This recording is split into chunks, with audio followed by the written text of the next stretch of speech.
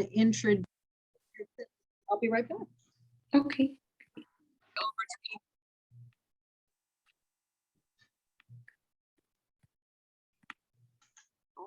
Hi, everybody. Good afternoon.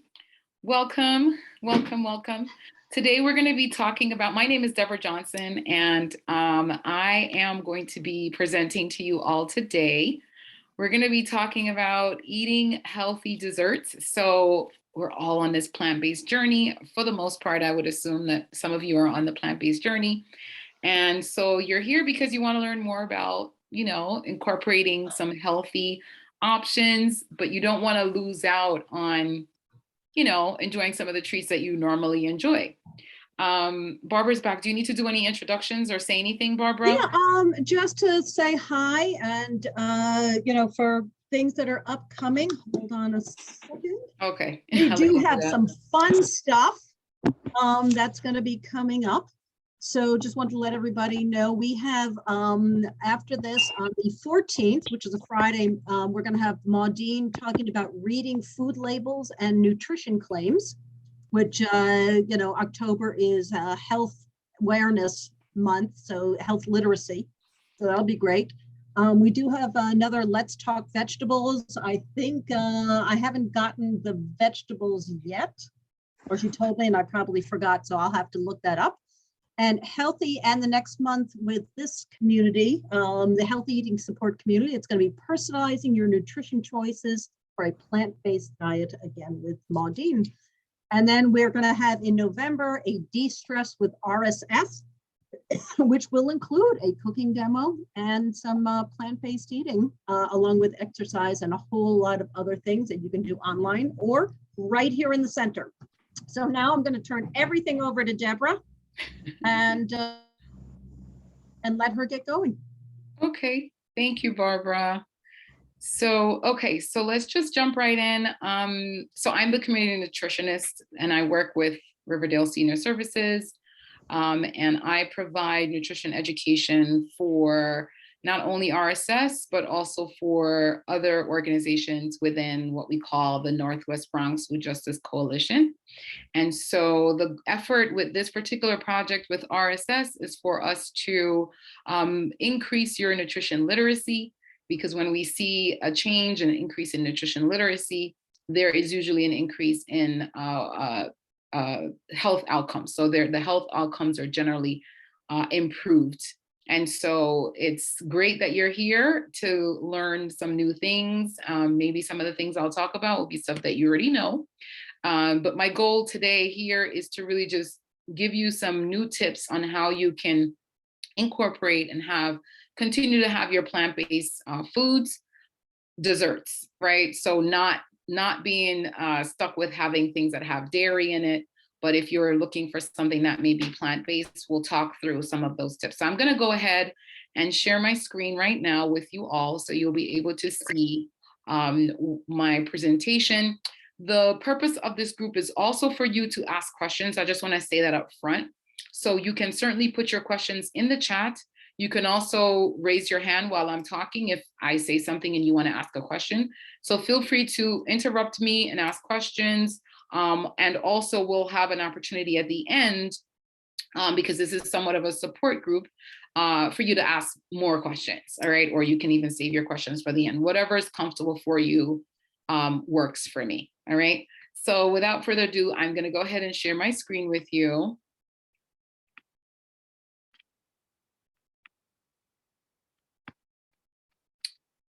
And start the presentation. Hang on a second. Present.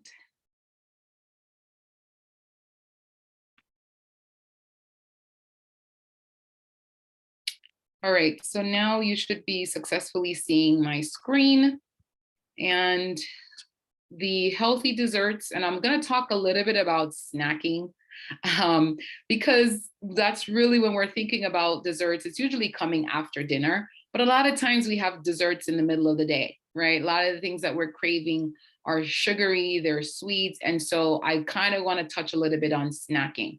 So we'll talk about healthy desserts for most of it, and the choices and how we can do some substitutions is really what I'm going to be focusing on. But I'll definitely be touching on snacking, and I'll do that early to get that right out the way. All right, so once again, healthy desserts and snacking being presented by myself, Deborah Johnson, and I am the community nutritionist. So let's talk about 6 ways that we go about healthfully snacking, right? Because again, we're going to focus on the choices, but I do want us to look as well as on our snacking habits. All right. So 6 ways to snack healthfully. Number 1, we're going to be mindful when we are snacking, right? A lot of times when we are snacking, we are choosing the wrong foods because we're not mindful of what we're eating. We're just like, okay, we have this in the refrigerator, or we have this in the cabinet or the pantry, and we just reach for it. We're not being mindful. It's just there. So so we want to be mindful, but we also want to, before we can become mindful, I want to point out that we have to purchase those healthy snacks at the supermarket, right? So if we're purchasing unhealthy snacks, and we're going to be reaching for those same unhealthy snacks. All right. So be mindful when we're snacking, and to choose healthy options, which is number 2. And that's really what we're going to be focusing on the rest of the presentation. That's why it's highlighted. We're going to be focusing on the healthier options. And that again is for snacking and desserts. So choose healthy options. And the way that we're choosing healthy options is by choosing things that are predominantly plant-based foods. And as you know, that our focus is on plant-based eating, right? So we know that when we're eating whole food plant-based, we're eating at optimal level. When we're choosing processed foods, especially the ones that are overly processed and the ones that have a lot of refined oils and a lot of sugar, then we're going to find ourselves, going back for more snack over and over, because it's not going to actually keep us satiated. So we're going to be temporarily full, and then we're going to be hungry again within the next hour. When we're choosing healthy snacks, we're choosing the ones that are balanced, which is number 3. So we're balancing our snacks, which means we're going to make sure that our snacks have protein, carbohydrates, and fats. And the reason that we're doing that is because when we eat protein, carbohydrates, and fats all together, so for example, we're having a piece of celery with some hummus, right? The celery is the carbohydrate. There's fat in the hummus, and there's also protein in the hummus because it's chickpea, and chickpea is protein. So when we're eating a meal or a snack like that, it's going to keep our blood sugar balanced. And that's very important, right? Because balancing our blood sugar takes care of a lot of the health issues that we face, like type 2 diabetes, is developed as a result of, having our meals not being balanced, basically. All right. So when we're eating a balanced meal, we're able to keep our blood sugar at a stable place. We're not spiking it. And it's also not going too low, right? So it's not going too high or too low. It's staying balanced when we're eating those protein, carbohydrates, and fats. I'm going to just pause. Are there any questions about balancing meals or snacks? Because I can certainly answer a question if anybody have a question about what I just said. No? Okay, I'll keep going. So we want to not only balance our plates and our meals, our dinners and our lunches, but we want to balance our snacks too. And it's funny because when I talk to a lot of people, they're actually surprised to hear that you're supposed to be balancing your snack. A lot of people just assume that what was placed in front of us as a snack, for example, Doritos, muffins, ice cream. A lot of people just assume that, oh, that's a snack. I'm just going to have that. It's great. But what it's doing, as I said before, is spiking your blood sugar. So it's very important to balance your snack as well. Staying hydrated. So when we stay hydrated, the reason we're staying hydrated is because sometimes we're not actually hungry, we're actually thirsty. And so if you're staying hydrated throughout the day, you will actually not be craving those snacks as much because your stomach, you'll have what you need, right? We're feeling that hunger pain sometimes, and it's really because we're dehydrated, right? And it It sounds a little bit odd, but it's the truth, right? We're not drinking enough water. And so we want to ensure that we're having enough water throughout the day. Now, water counts, but fresh fruits and vegetables also count as water. As I always tell people, to eat your water, right? You can actually have a nice slice of watermelon. Some of these fruits have a lot more water than others. Some of these vegetables have a lot more water than others, but we want to stay hydrated no matter what the cost. All right. And so having a nice cup of green tea also. Usually the herbal teas are going to be the ones that you can use to count towards your water for the day. All right. And so definitely try to stay hydrated. Number 5 is to pack healthy snacks, right? So the way for us to snack healthfully is if we're on the road. One of the things that I always do, if I'm right after this presentation, I have to go somewhere and I'm already thinking I didn't get a chance to have lunch. So what I'm going to do is I'm going to put some nuts in a bag. I'm going to also throw an apple in there. I remember I also have tangerine in my refrigerator. So I'm going to basically pack my snack, because if I don't pack my snack and bring some water with me, what's going to happen is I'm going to be on the road and I'm going to see a store and I'm going to say, I need to just go grab something, because when hunger calls, right, we have to answer. So what I suggest is to have healthy snacks with you. And some of my favorites are walnuts. Walnuts is excellent for the brain. And again, walnuts are great, and nuts, most of the nuts are excellent. Brazil nuts, I always tell folks 2 of those a day are great because it has psyllium in it. So all these different things we're having, they have nutrients, right? So walnuts is highly recommended because it's a brain food. It's going to help us, help our brain function, right? And so what nuts are doing, nuts and seeds, so pumpkin seeds, sunflower seeds, these things are going to help us stay satiated. So we're going to be full for a longer period of time, and then we won't be craving that bag of chips or what have you. All right. And so what I was saying before is packing my snacks, bringing those with me. So I'm not running into that store. So I'm not, going to my appointment and they have cookies out and I'm like, oh my gosh, I better have a cookie. I'm starving, right? So the goal is to pack your healthy snacks, have them with you, and make sure again that they're healthy. So a lot of the granola bars, reading the label, and the as Barbara mentioned, there's a workshop coming up on reading labels. That's going to be very important because a lot of times these granola bars are touted as healthy, but they're laced with sugar. And so that's going to spike your blood sugar, right?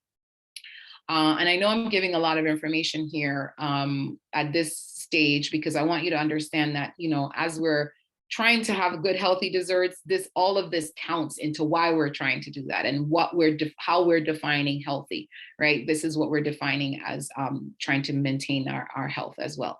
So packing healthy snacks, very key. And then 6th and final one on this list is plan and store healthy snacks. And I kind of actually touched on that in the beginning, so I'm not going to spend too much time on it.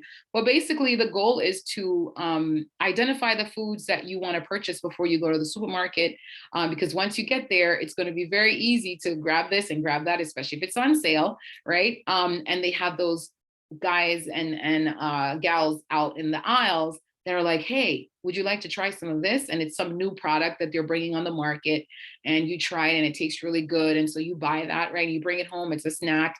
And so you're snacking on all these different things that are not good for your body, right? So my motto is always to eat the foods that God made and avoid the foods that man made. So the man-made snacks like the bag chips, anything that's found in a bag, and then the ones that are made by nature are things like you're looking at right here, the carrots and things like that. We're going to touch more on, things that are baked, right? So that's more or less what I'm going to be talking about today, is more or less things that we bake or things that we don't have to bake, but that are more sweet. And so they're more, healthful desserts. So again, I'm going to give a pause and see if there are any questions about anything that I've said so far on these 6 ways or to snack healthfully. Any questions or even comments? So if anybody wants to put something in the chat, I can then read it if you prefer, feel more comfortable that way. Right.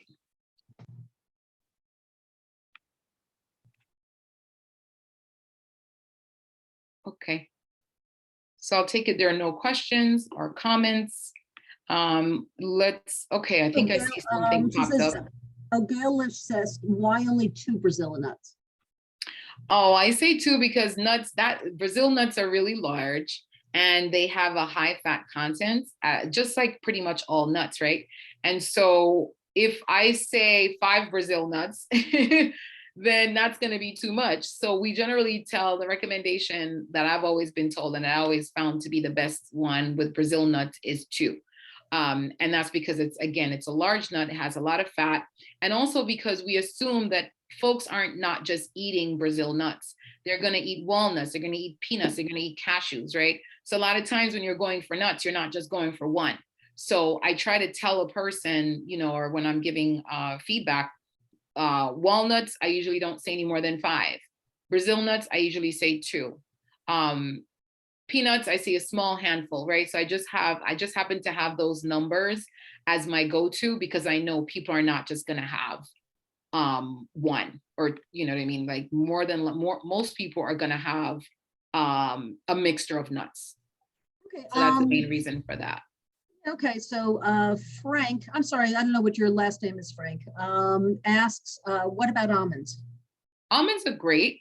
Those are great healthy snack. What I like about almonds is those are great at the end of the night. For example, if you're trying to get to bed, some of the things that are found in there is basically the protein, but it's going to help you again. Like when I wake up at night, for example, let's just put it this way. When I wake up at night and I want to get back to sleep and I want to have something that's healthy, that's not going to cause me to stay up, I usually go for some almonds, and I usually have maybe 5 or 6 almonds.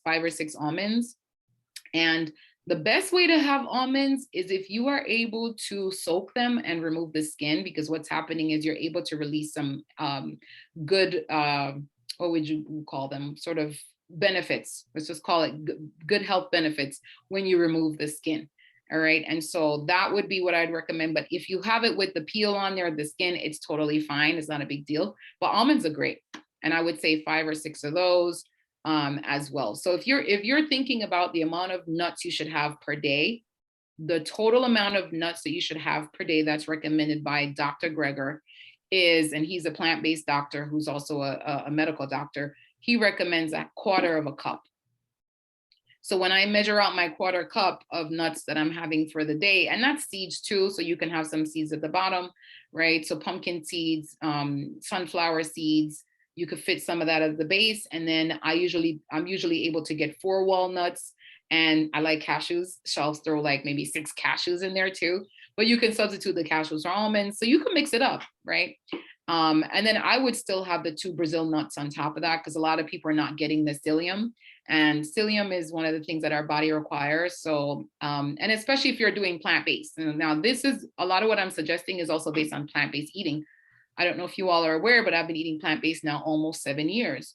So this is my habits and routines that I use as well. So when I say those 2 Brazil nuts and 5 almonds and things, those are what I generally practice as well. Everybody's body is different, so you have to find what works for you as well.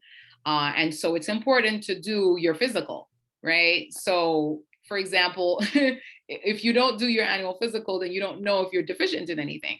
So if you're deficient in psyllium, then I'm just letting you know that's one of the places where you can get it from. So it's good to know the different foods that are carrying the things that your body requires. We need omega-3 fatty acids, and so nuts and seeds are great for that. A lot of people are deficient in omega-3 fatty acids. So nuts and seeds are really great to have on a daily basis, unless your doctor tells you that, stay away, right? Then I definitely recommend the 1/4 cup, which is Dr. Greger's recommendation, and you can fit 3 or 4 different nuts in that and seeds in that 1/4 cup. I see some more questions. Yeah, I have here, Gail said she thought too many Brazil nuts were somewhat poisonous. Yeah, so that's why 2 is recommended. I mean, I don't know about it being poisonous, but I do know that the recommendation that I've always heard has been 2. And that's if you're having it daily, right? So some people may have, that's the only nut that they're having and they may fill a 1/4 cup. That might be too much, right? But I know that 2 is usually a recommended amount. So, but I wasn't aware that it was poisonous. I'm definitely going to take a note and see if I could find an article on that. Okay. All right, that's it for the questions on the chat. Okay. Anyone else want to unmute? If they have a question, you can. Otherwise, I'm going to continue. Mhm. All right. All right. So thank you for your questions. Those were great questions. I love the participation. Keep them coming. All right. So let's continue here. So why should we eat healthy desserts? And I've pretty much been touching on this. By eating healthy food, desserts included, not only you'll have a healthier looking body, but you'll feel healthier as well. Your face will glow. You won't feel sluggish, which is one of the ones that I always try to avoid, because when you're working or you're doing anything, nobody wants to be sluggish and be sleeping all the time, right? We want to have our energy so we can play with our grandkids, so we can go out and do things. But, and there's a big but, most importantly, you will most likely prevent diseases. And I call it dis-ease, right? So we're trying to prevent diseases in the body. That's everybody's goal, I would say, right? So we're looking more to the bowl on the right, where we're seeing the granola or the oats at the bottom with lots of berries and things like that. And then we're avoiding the ones that we're seeing here, like the ice cream. And it's not that you can't have ice cream, but there are different types of ice cream that you can have that have minimal amount of sugar, and you can even make your own plant-based ice cream. So eating lots of fruits, having those nuts and seeds and things like that, and ensure that you're getting the right vitamins, the right nutrients. You're also being able to stay satiated, which is very important, because a lot of times we're going back for snacks because we're still hungry, right? But those sugary snacks is why we're still hungry. They're not actually doing what they're supposed to do. All right. So choosing the first thing on our list, as we're talking about choosing and trying to improve our healthful desserts, is to choose the recipes carefully. So now we're talking about, we want to make great desserts. We want to enjoy desserts. And this is if you're making them at home. Now, I'll say this before I go any further. There are desserts and things being made by, stores like Whole Foods and things that you can get that are, let's just call it vegan, right? That's the word that everybody's using. I like saying whole food plant-based, but vegan is an easier word for me to say. So you can find the vegan desserts, you can find the vegan chips and things like that, right? But I'm recommending that we make things ourselves. And so the first point is to choose healthful recipes, right? And to choose those recipes carefully. So keeping the recipes simple is one of the things that I really recommend, because if you're trying to make, let's say, some type of elaborate dessert that requires, X amount of eggs and X amount of butter and, whipped with this type of cheese or whatever it is, right? It's going to not come out as good. And so you may get discouraged and feel like, well, this plant-based thing is not really working out. But if you're choosing simple ingredients and, putting together something simple that's delicious, and I'll be sharing some recipes with Barbara at the end that I've actually used myself. So that's one of the things that you'll get from coming to this workshop. You'll get some of my recipes that you can use. And those recipes are plant-based. I think there's about 4 of them that I'll share that are healthful, delicious, that I've tried myself. And they are approved by a teenager. So they're delicious. All right. So choosing your recipes carefully is one of my first tips. Choosing those simple recipes with 3 or 4, maybe 5 or 6 ingredients is going to be good. And I'll talk to you about substitutions as we go through the presentation. You'll see how we can substitute those animal products for plant-based products. All right. So we want to avoid that uphill battle of trying to substitute for things that just won't, the recipe will basically just not come out right. All right. Because some things are harder to substitute than others. I've got a question here from Frank. Yes. Is what ice creams are good? What ice creams are good? Yes. That's the question. Yeah, so I'll say, the first thing I'll say about that is that we don't require sugar in our diet, right? We don't require ice cream or any of these baked goods that we're talking about. And that's because they all have added sugar. And so the thing we're trying to get away from is added sugar. And if we are trying to enjoy some ice cream, then I highly recommend reading the label. So I don't have necessarily, there's a brand that I'm aware of that's a plant-based brand called Van Heusen, I believe. I think I'm saying it right. And they have a brand of plant-based ice cream. Now, there are other brands that have plant-based ice creams that are tasty as well. Van Heusen, I think, also has a store, an actual storefront in Manhattan that you can visit and try the ice cream. Lower Manhattan, I think in the Village area. I'm not exactly sure the street name, but anyway, it's in Manhattan, and you can find delicious plant-based ice cream. Now, reading the ingredients label and determining whether or not that's a healthy dessert for you, that's another story. All right. So that's the thing that I would say is there are, in terms of like the amount of ingredients, that's how I would say whether an ice cream is better than the other one. Let's put it like that, right? So for an ice cream that may have less sugar, less ingredients, right? Those would be the ice creams that I would choose. I have a recipe, and I'll see if I can find it and share it. I use four ingredients, and the four ingredients, I like grape nut, right? That was an ice cream I used to eat when I was a child. My parents would buy me grape nut ice cream all the time. That and pistachio. And so now, because I'm plant-based, I can't really eat that grape nut ice cream anymore. So I found a recipe using condensed oat milk or condensed coconut milk, right? That's going to make it very sweet. If you're familiar with condensed milk, you'll know that it's very sweet. So I'll use the condensed oat milk or the condensed coconut milk. That's the first ingredient. Then I'll use a plant-based milk that's usually an almond milk, like a cream rather. So a cream, right? And then I'll put some vanilla and my grape nuts, and I blend that around, and that I freeze it, and it tastes to me just as delicious, right? So that's basically my recipe for plant-based ice cream is a cream, an almond cream, a condensed milk, which is going to give it its sweetness, some vanilla, and I actually do put some cinnamon and nutmeg as well. And then I put at the base of the ice cream, before I pour out the liquid ice cream for it to be frozen, I put at the base some grape nuts, and on top I put the same. Now you can also make one of my other favorite is rum raisin. So with that, now you just add a little tiny touch of rum, like a cork, like a 1 tablespoon. And then you would also add raisins. So that's your ice cream, right? So you can experiment. And that's the last tip that I'm going to give you towards the end, but experimenting. And that's how I discovered that one, right? So I know I was a little long-winded with that response, but ice cream is a lot of people's favorite. So I wanted to give some details, which are hopefully helpful. Oh, okay. Gail, let's ask, what about sorbet? Yeah, sorbets are even better. Sorbets are excellent because that's plant-based. Like, I mean, for the most part, again, we're always looking for the sugar content, right? So although we're trying to enjoy our desserts, we have to still look out for the sugar. And so that's the main thing, right? Is to look out for the sugar content.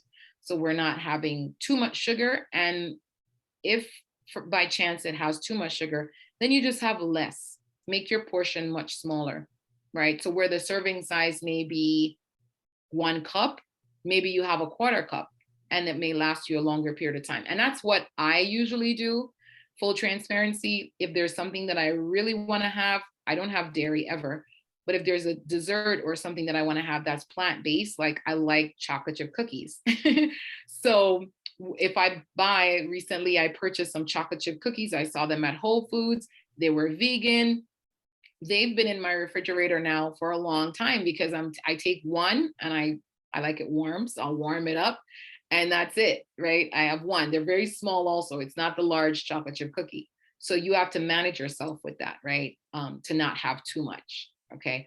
And also I'm having that after I've had something that is balanced, right? So I've had a balanced meal, and now I want a dessert, and it's the chocolate chip cookie may not be so balanced, but my meal was. So it's somewhat okay. It's not going to spike my blood sugar all too much, right?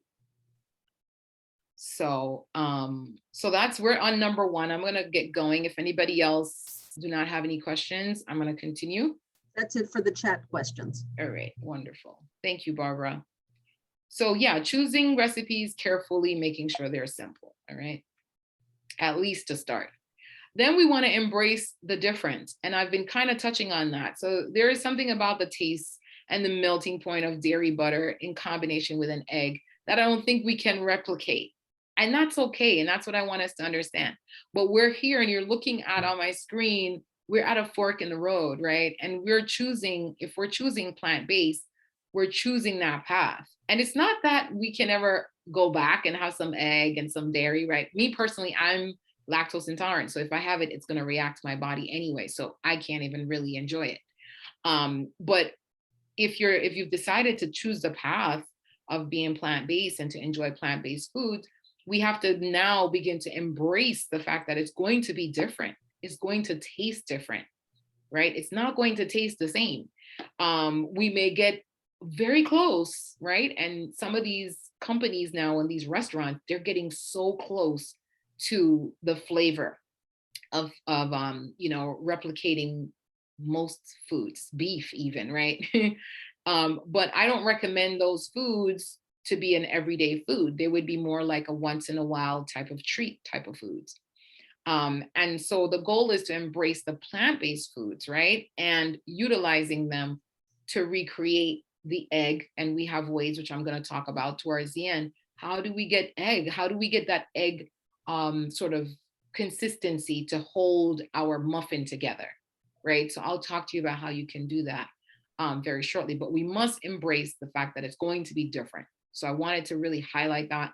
Just be okay with that, accept that you're choosing a different path. And because you're choosing a different path, not only you're going to have great health and things are going to be great, but you're going to run into these times where you're going to be frustrated that you just can't have XYZ. And you can still choose to, but it's just a matter of saying, you know what, I made this choice and I'm going to try to stick with it as much as I can.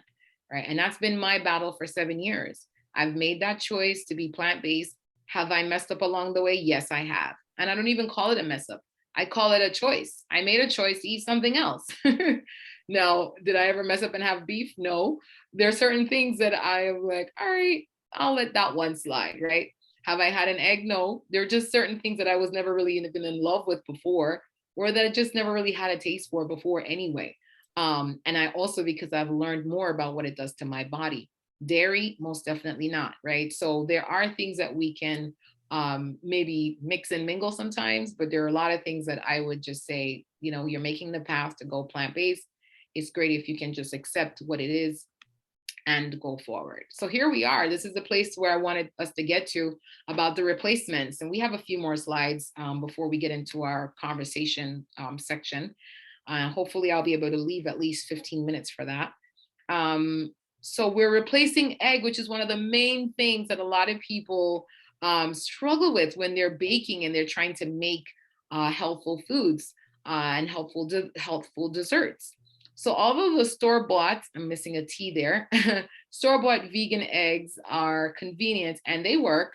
I like to lean into the power of nature, right? So we have things on my screen here like aquafaba, which is the brine from the chickpea. So if you boil chickpea or if you get the canned chickpea, you're looking at right there on your screen the way to get that egg, right? So 3 tablespoons of aquafaba, you're going to have 1 whole egg, right? You're going to be able to utilize that to substitute for egg in most of your recipes. Not only are you able to do that substitution and make it work, right? Because a lot of times we're looking to use egg because of the binding quality, but it also costs less, right? And you can usually find these things almost anywhere, right? Flaxseed, not in the form that you're seeing it here on my screen, but the grounded flaxseed. One of the recipes that I'm going to be sharing with you today, it's an oatmeal cookie. And it basically is made with ground flaxseed. So I ground the flaxseed, I whisk it with some water, and the measurements are there in terms of how much tablespoons of water, or if it's a 1/4 cup, I don't remember. But you're mixing a couple of tablespoons or 1 tablespoon, I believe, of flaxseed grounded, or flax, and you're basically creating a flax, what we call flax meal.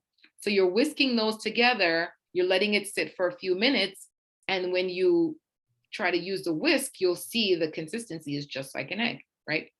And even silken tofu, it's heavier than yogurt. So if you're using it to replace for yogurt, for example, but you're getting a denser bake, right? And it's great for things like cheesecake, or if you want to do a fudgy or brownie. And you're seeing here that a quarter cup is equal to 1 egg, and that's silken tofu. You can find that in most supermarkets.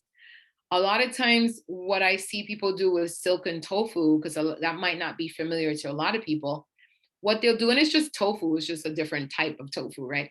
What they're doing is, and a recipe I've seen a lot, is blending the tofu with strawberries and a little bit of maple syrup, right? With the proper measurements, of course, blending that, right? And it becomes almost like a smoothie.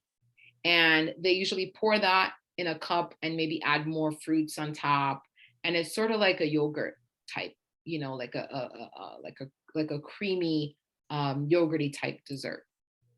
All right. And so these are some of the ways, and there are other ways, but I just wanted to share 3 of my favorites and some of the ones that I've used. I predominantly go with the flax seed just based on what I'm trying to prepare, right? That's what I'm using for the most part. Are there any questions? I noticed that the chat number went up. I don't know if that's a question there, Barbara. Let me take a look. There are varieties of vegan butter in the stores now. That's what Bridget says. Yes, there are. Mhm. So tons of vegan butter, and that may be on my next slide. Yep. So choosing the fat, you're ahead of me there. But yeah, number 4 is choosing your fat, right? So vegan butter has come a long way, and there are some great ones in the market, as was just said. But I occasionally use it for a special occasion, right? So I don't always use vegan butter. But when I do, and I'm trying to make something that really requires butter, I choose a vegan butter. The thing to think about when you are choosing those vegan butters, if you can find one that has avocado oil, would be optimal.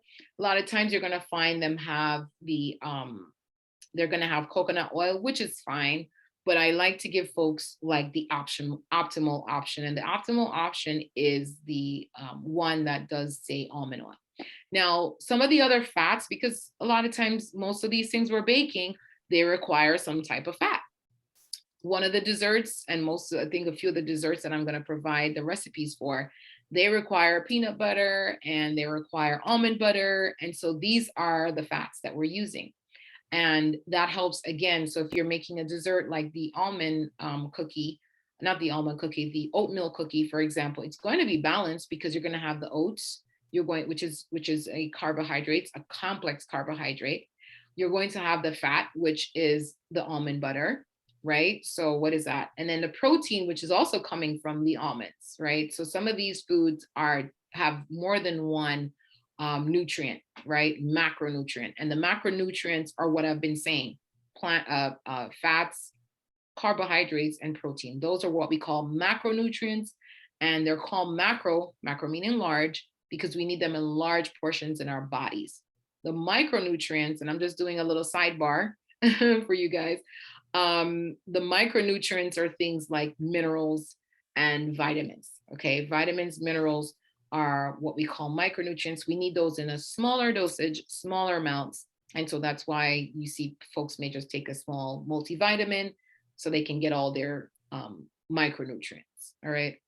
But if you're eating a whole food plant-based diet, you're getting all of that from a nice dark leafy greens, eating cruciferous fruit, vegetables, eating all your fruits. You're getting all of that anyway if you're having a whole food plant-based diet. So that's that. What is your source of sweetness? So this is one of the main things that people always try to fix when they're trying to make a dessert, right?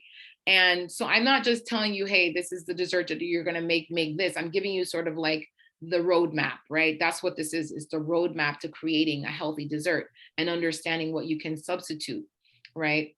And then you'll get the recipes so you can see how it's substituted. And if we had time, I would have done a demo for you guys, but we don't, it's hard to go through the presentation and then do a demo, right?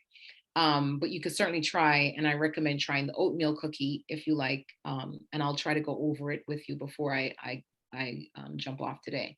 So in terms of the sweetness, in most of my baking, I tend to use sugar or maple syrup, and I tend to use the coconut sugar for the most part if it really needs sugar. But there are a lot of other sweeteners out there like date syrup, molasses, agave, and I would recommend that you experiment with them and see which one works for whichever one that you're using. So they all taste different and they all behave differently. So when you do your research, but also your own trials, you'll get to see, oh, that didn't really work well for this, right? So for example, I keep referring to the oatmeal cookie. With the oatmeal cookie, I use maple syrup, right? But can you use agave? Yeah, you probably can. And it would probably be pretty much the same flavor, the same taste, same thing. Date syrup, you could probably use that as well. So that's one of the things I want to point out. Another one of the desserts that I would provide or snack options that I'm providing uses banana, right? Banana is one of the great sweeteners, and I absolutely love using banana in my recipes. I use it to make my, I just did a workshop at Sherbier last week. And what I did was we made pancakes and we did not use any sugar. We used oatmeal and we blended the oatmeal. So here's a quick recipe. We blended the oatmeal and we basically put bananas to make it sweet, right? So oatmeal, bananas, we added some blueberries as well.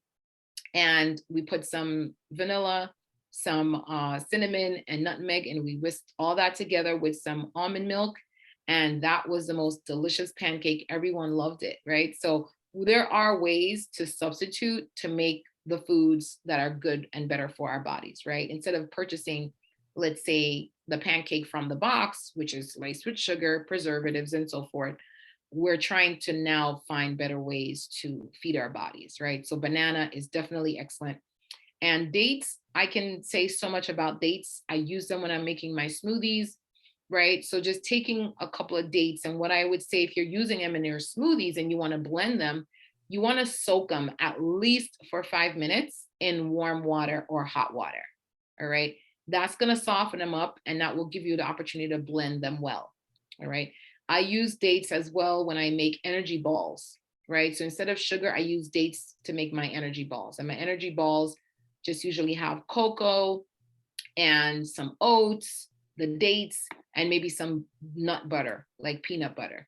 All right. So those are excellent recipes. And I'm going to also share a website where you can find 30 different plant-based recipes. I think I'll have it up on my screen when I'm done for you all to look at. But these are the sources of sweetness. This is where we're getting the sugar from, right? Plain old coconut sugar, of course, which is a better choice, maple syrup, and then of course, whole food plant-based things like bananas and dates would be the preferred option. All right. So if you want to walk away from here today, what sugar does Deborah recommend? Bananas and dates, those two. That's what I try to use predominantly. All right. And I think this is my final one before we jump into the questions. And we're just going to have about 15 minutes for Q&A session. So my final tip is to not be scared to experiment. Just go and try. And don't be afraid if it doesn't work out, because I can tell you I've had a lot of failed meals, desserts, everything, right? But I've been doing this for 7 years now. So I've started to develop sort of like just a knowledge. I'm not a trained chef or anything like that, but I've developed a knowledge about how to do what and what works with what. So I've trained myself to that, right? And it's fun. It's my favorite thing to do at the end of my day is to prepare a meal or to make a nice healthful dessert for myself and my family. So you're learning as a result of this trial and error, right? You're developing your personal preferences. You're trying to see, okay, this recipe calls for this, right? But let me try this, right? We want almond milk, but let me try oats next time, right? You're trying different options. You can also, as I said before, reference these plant-based recipes, which there are tons of them now online, on, seeing how someone else does it and then maybe trying their way, right? And say, oh, let me see, this might work better for me. And then trying that option, okay? So there's no wrong way. The goal is just to experiment, to try new things. And you'll see, you'll actually come out finding out something new about dessert. So I wanna thank you for your time. We're gonna jump into the Q&A now. I'm gonna unshare my screen at this time. We do have a question here. Yes. Okay, I'm over here. Joan, she wanted to know, you never mentioned honey as a sweetener. It's an option. I didn't put every single option on the screen. These were the ones that I generally tend to recommend and love and that have worked out for me. So that's why I recommended those. Honey, I would say if I was going to recommend it, it would be the raw honey. All right. So you can certainly enjoy raw honey. I've heard people debate that because honey comes from bees, it's not vegan or it's not plant-based. I don't ascribe to that. So there are times where, for example, it's winter coming up on us. I'll be boiling my ginger and my lemon and I'll be putting honey in it, raw honey. All right. So that's definitely an option for you to use. And it's just a matter of figuring out how much is generally a 1-to-1. So let's say they say 1 tablespoon of sugar. You may be able to get away with 1 tablespoon of honey, right? And that's usually what the challenge is for people. If it's this amount of brown sugar, how much honey do I actually need, right? That's the challenge when we're baking. So I would say that's where the experimenting comes in. And also where I would also caution to put a little bit less, right? Put a little bit less and then make a note of what you put. And then next time you can always increase it if you want it to be sweeter, right? So that would be my thought around that. So we are in Q&A session. That was a great question. You have the opportunity to ask me questions about anything you've heard, but on anything else as well. I'm happy to answer your questions. So you can unmute or you can place your questions or comments in the chat. We have about 12 minutes or so left, so you have plenty of time. Just running back to my office, and then if anybody has anything in the chat, I can answer it. Okay, thank you, Barbara. Let me see if I see anything. I think the last one was from Bridget about the vegan butters. All right, let's see if there are no questions. I'm gonna see if I can share with you the recipes.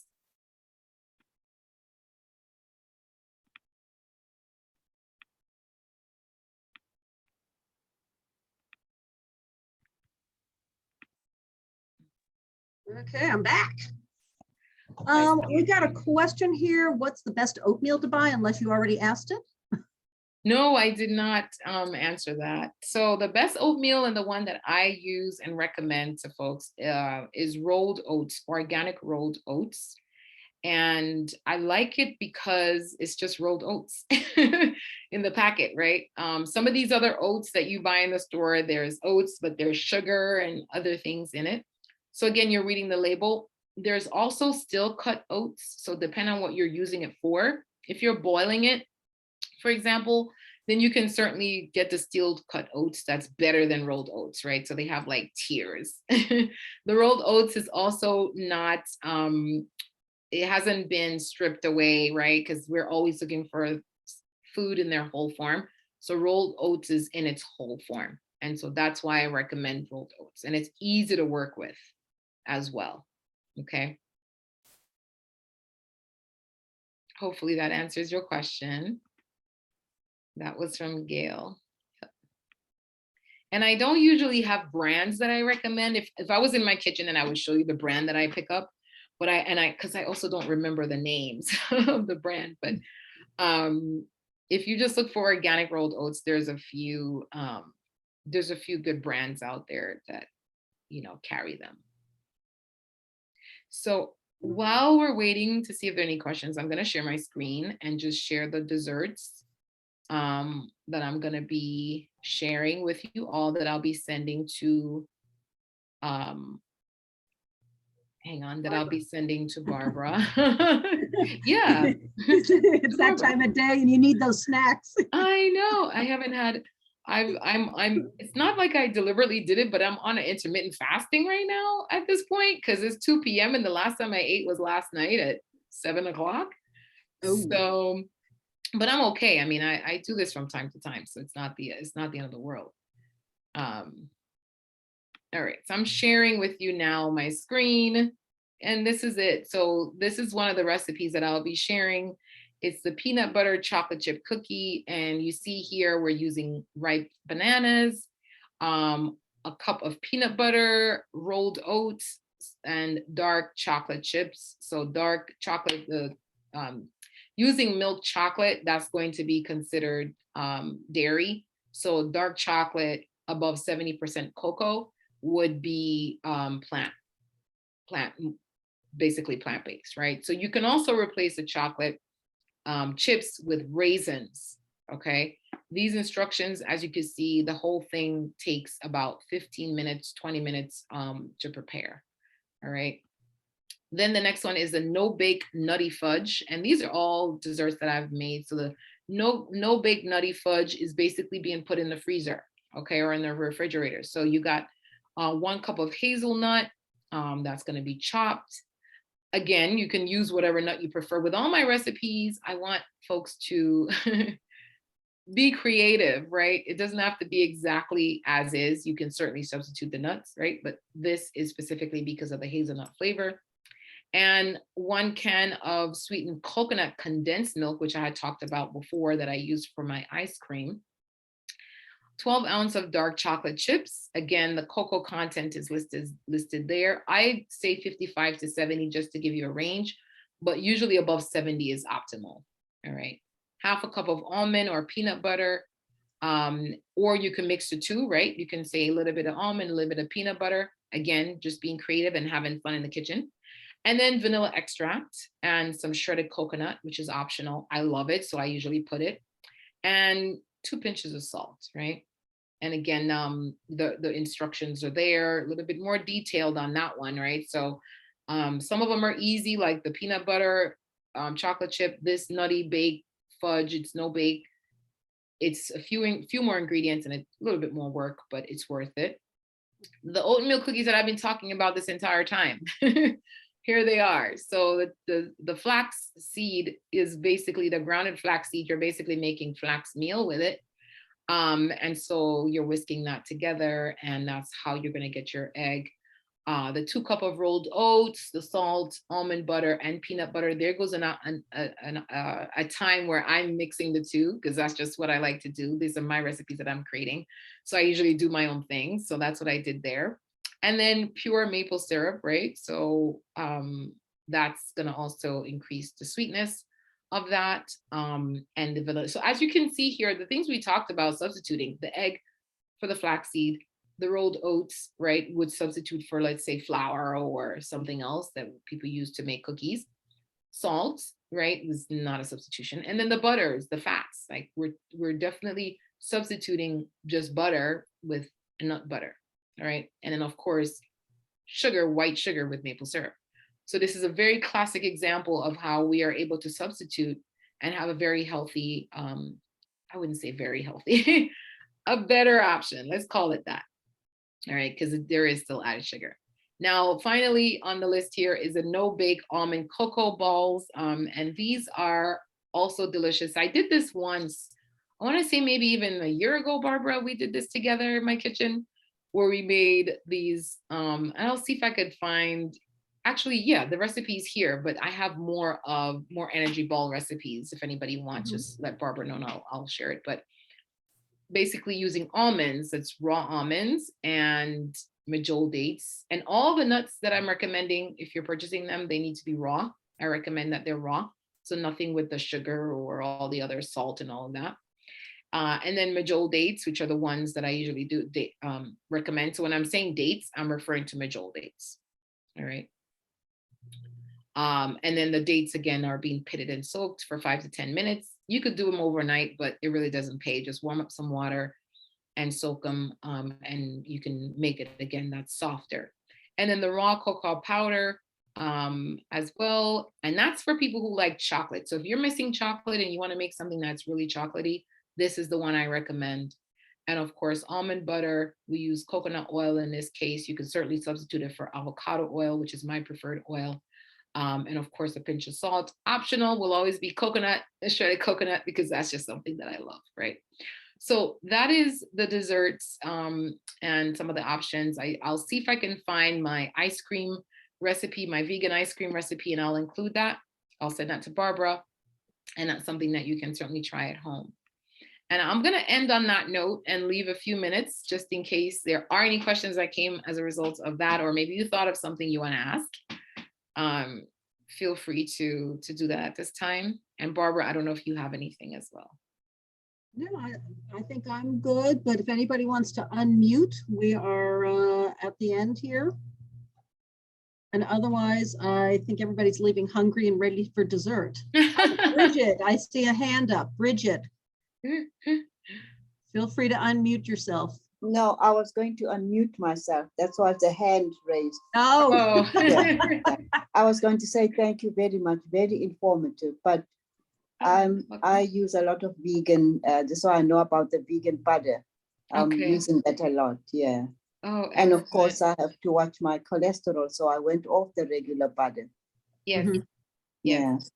Yeah. The cholesterol comes from the dairy, right? So anything that's coming from from animal products, you're going to find that's cholesterol, that's saturated fat. Yeah. And we want to keep our arteries, I don't have it over here with me, but we want to keep our arteries nice and clear from any type of, what do you call that? Cholesterol, really. Clogging. We don't want our arteries to be clogged. The blockages, yes. Yeah, the blockages that come as a result of those unhealthy fats. Yeah. And yeah, I mean, the healthier fats are always going to be avocado. Avocado is a great avocado oil. And so I always tell folks, the reason behind that, because I think people like to know, is that it's because these oils that we're recommending are liquid at room temperature, which means it's going to be, when it goes into our bodies, it's going to remain like that. Unlike some of these other oils and things, they're going to be hardened when, they hit a certain temperature. So that's why, the avocado oil is being recommended, and why even olive oil is recommended. It's just a matter of knowing how to use them when you're preparing your meal. So for example, real quick, olive oil is to be used like in salads. And if you are wanting to saute something on very low heat, you can use a little bit of olive oil. Not on high heat though, right? So it's just understanding that, and understanding that avocado oil can be used on high heat, because it can take it's made to take that high heat, and it's not going to burn off and give off any of these chemicals that can harm our bodies, which is what olive oil would do if we were to burn it, if we were to turn the heat up on it. So that's sort of the reasoning behind these recommendations that you're hearing. Okay. So we're out of time, Barbara. I think that's it. I guess there are no questions, but I'm happy to be out here. You guys are all welcome. I'm so happy that we got a chance to hang out today and do this support group. I haven't seen you all in a while. It's been a few months, right, Barbara? It has been a couple months. So it's good to have you back. Of course. I think maybe next time we'll be in my kitchen. I think we need to do one in the kitchen. Yeah. Absolutely. People love cooking. So that's right. Maybe we'll send out the recipe in advance and we can cook together or something. I don't know. That works.